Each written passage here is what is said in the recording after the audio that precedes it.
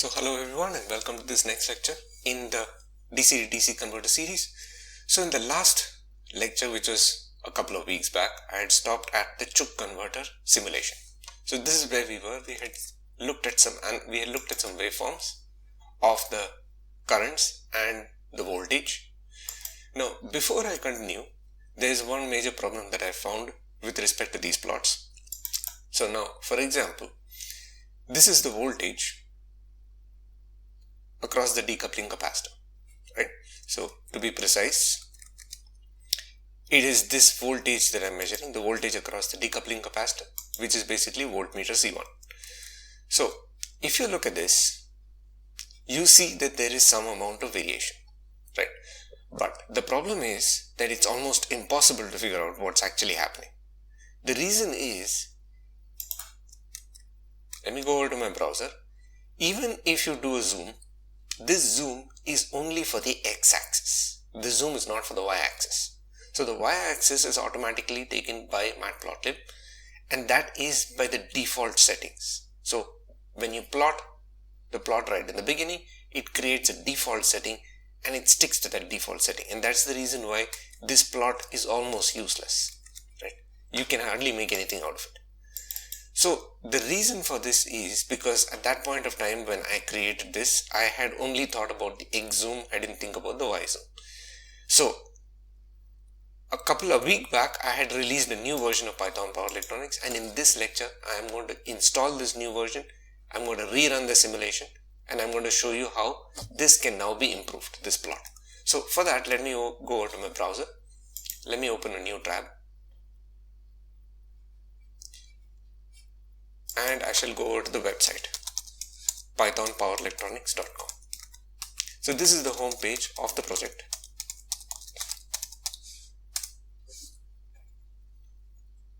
And in the home page, we go to downloads, and you see in downloads, these are all the software packages.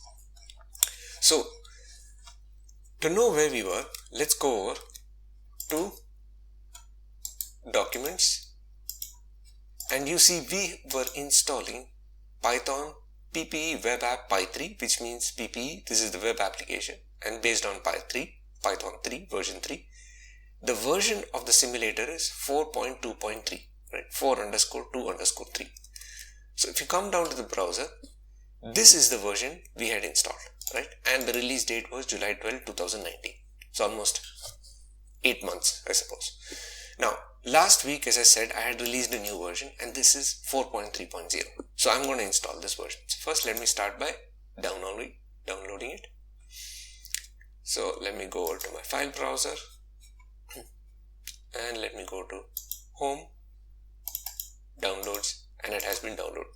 So let me cut this out. Let me go back to the documents folder and paste it here. So I'm going to extract this version in the same directory, and I'm going to replace my old simulation with this new simulation. So first let me extract it. This is what we get. And the structure is very similar, right? Very similar structure. So let me go and install this. So begin with, let me go over and quit this server. So right now, I am in the old simulator. So if you see, this is PPE Web App 4.2.3. So I'm going to come down. I'm going to come down to documents, and in documents, let me clear the screen a little. In documents, there is the new version of Python Power Electronics, that is 4.3.0. So I'm going to step into this 4.3.0, and you see this is where we are. So I am going to install this new version in the same environment, right? I have the same environment because remember, the environment only maintains the dependencies. So as long as the dependencies are the same, I don't have to change my environment, right? So let's go over and try to install this. So for that, what I'm going to do is, as before,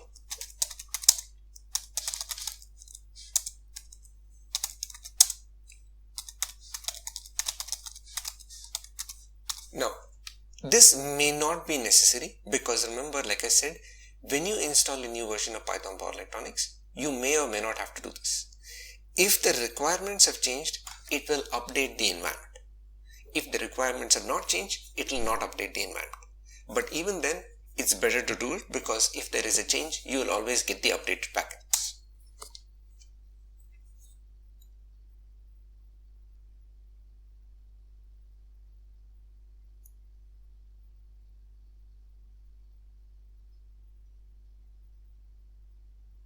So it will just take some time to collect all the package data.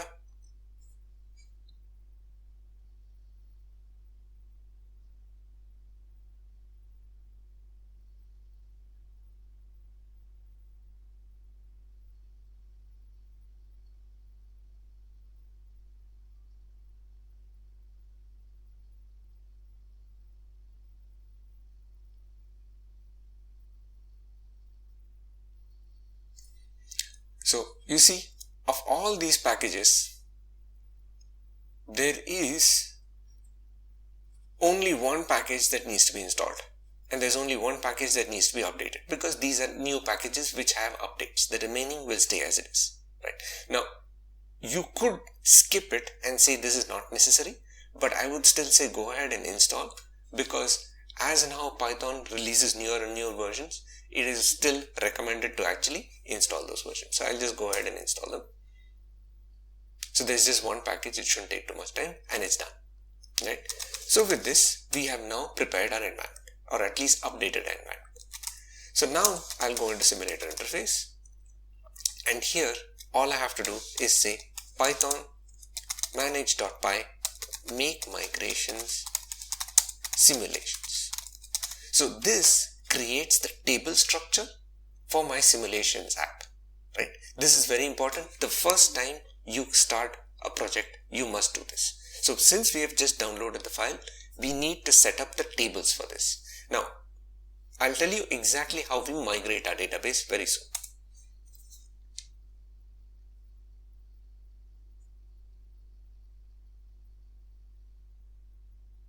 And you see, these are the tables which have been created. So these are all the tables, circuit plot, all these, resistor, everything, right? So let me clear the screen. The next after this, we have to now write the tables to the database. For that, we have to say python manage.py migrate. So before we created the table structure, now this will write the table structure to the database.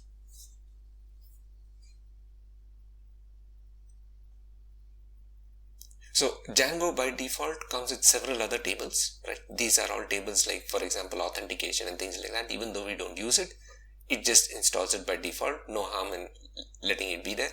The most important is our own table, which is the last one, simulations. This is the table that we have created. And if we do an ls, you will see now there is a file called simulation collection. Right? Now, let me clear the file again. And let me run python manage.py, now run server. So let's go over to the web browser and let's revisit this page again. Now we have the same thing. There's a problem though. You see, we have no simulations to load, even though we had a simulation database before.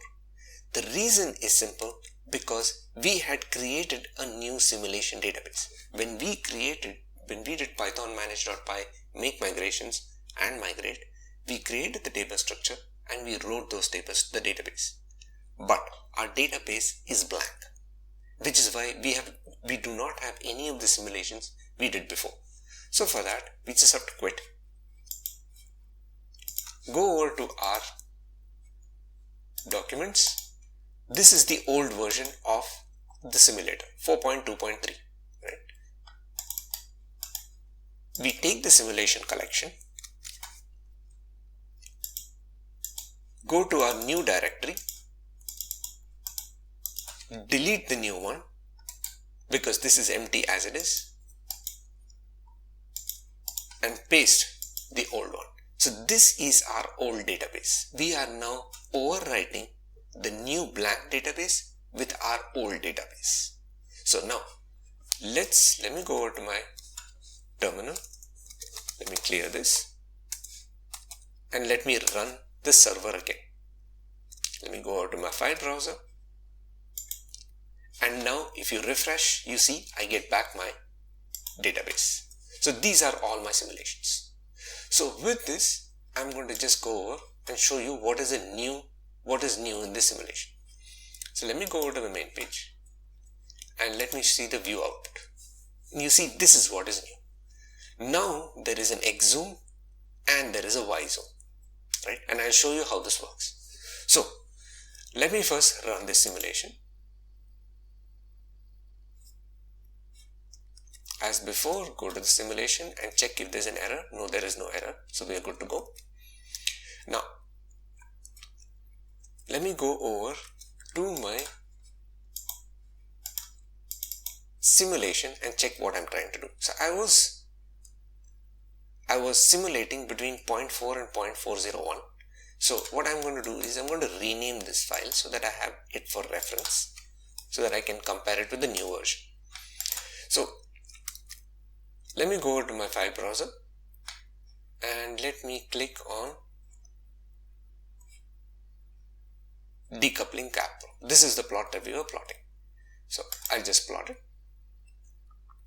Go to the file browser and check the output, and this is what it is. So it's working. This was what it was even before. It will take a certain amount of time.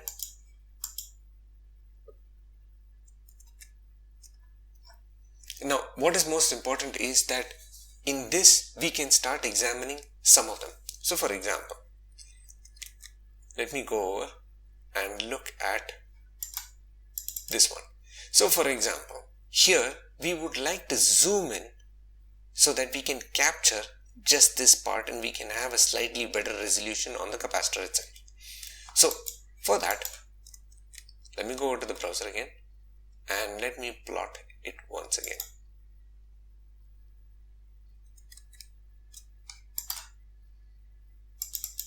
It has progressed. Well, it's progressing a little more.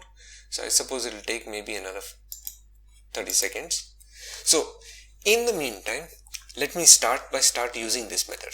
So for example, let us say we want to zoom in from 0.14 to 0.141. Right? That's something we can do right away. So I will say 0.14 and 0.141. So I will leave out the Y zoom, right? If I leave out the Y zoom and I just plot it,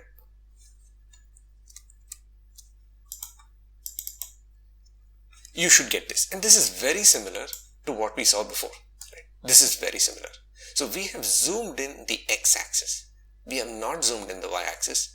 And the result is you have this little waveform that is actually very difficult to figure out. Now that we have done this, let me go and show you how the Y zoom works. So, okay, before that, I should know what is the range I want to plot for. Now, let us say now we want to zoom in between 15 and 20. So that will be our range for the Y zoom. So, come back down here, put the same values. And here, the start will be the lowest value, the stop will be the highest value. And let me plot this. And let's go back and check what we get. So we have now a much better result, right? And now of course, as you can see, there is more scope as well. So for example, let me zoom in between 16.8 and 17.5.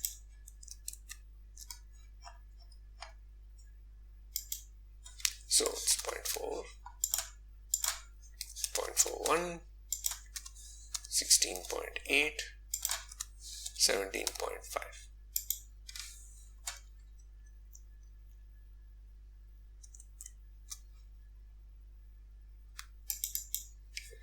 And you see now, you clearly see what is the fluctuation in the capacitor voltage. So this graph is now way better than what we got before. This was almost impossible to figure out what is happening.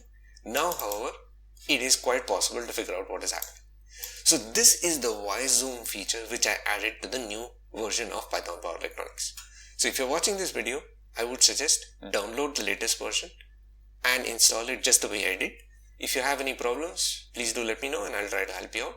But otherwise, try to use this newer version because the Y zoom can be quite useful. So now that we've done this, let me go over and let us plot this plot. So for example, in scaled input, let us try to pick between 0 and 2.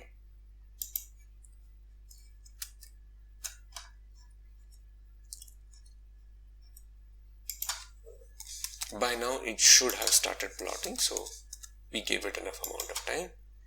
So 0 and the stop is 2.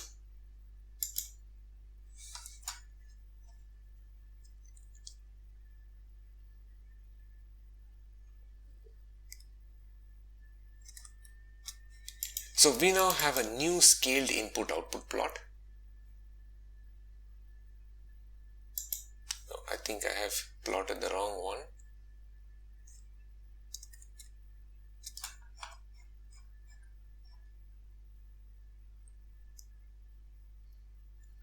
Let me just plot it once.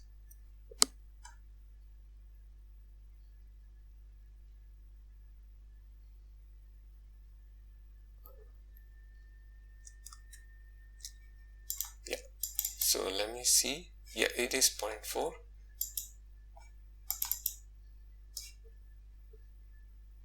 And we do have 0 to 2. So let me just do that.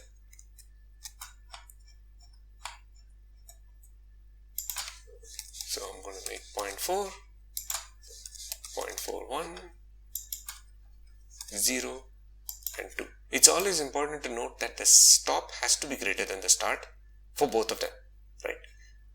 In the Y zoom as well.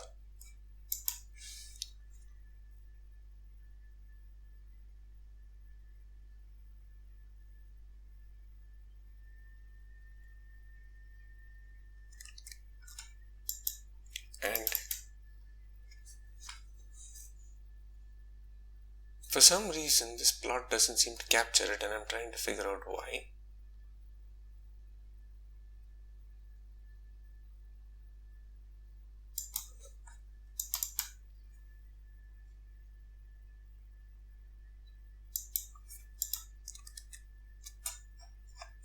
Because this is a case when the Y zoom is actually a default. For example, if there is a bug or if there is a mistake in putting the Y zoom, then it will completely default it.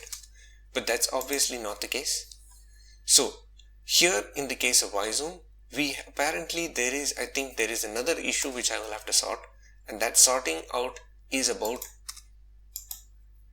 scaling factors.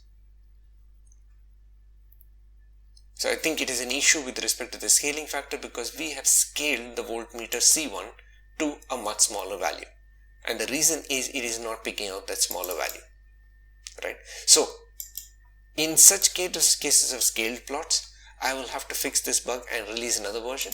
But in the other cases of Y zoom, you can use Y zoom to be able to zoom in on your plots, right? So with this, I think this lecture has gone long enough. This was just the main idea behind this video was just to be able to show you the Y zoom feature and how you can use it to be able to zoom in on some plots. In the next lecture, I will try to wind up the Chook converter with the final open loop control, whereas up till now I was choosing a constant duty ratio. In the next lecture, I will gradually increase the duty ratio from 0 to a certain value so that we can examine how it performs in that open loop strategy. So as before, if you have any doubts, please do either comment or write an email or contact me on social media, whichever way you prefer. If you faced any issues in able to install this simulator, please do also message me. Otherwise, I will see you next week in the next lecture. So thank you so much and see you soon. Goodbye for now.